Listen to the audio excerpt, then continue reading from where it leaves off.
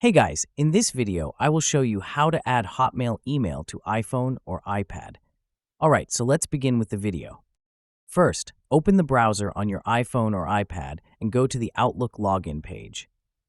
After signing in, you'll arrive at the Outlook homepage. Here, locate the settings icon, which looks like a gear and is usually found at the top right corner of the screen.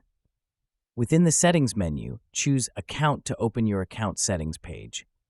Here you'll see various options to manage your email and personal information.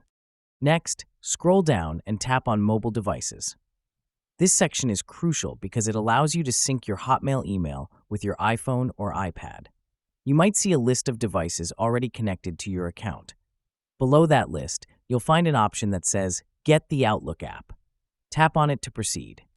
Now, download the Outlook app from the App Store if you haven't already. Once the app is downloaded, open it and sign in with your Hotmail credentials.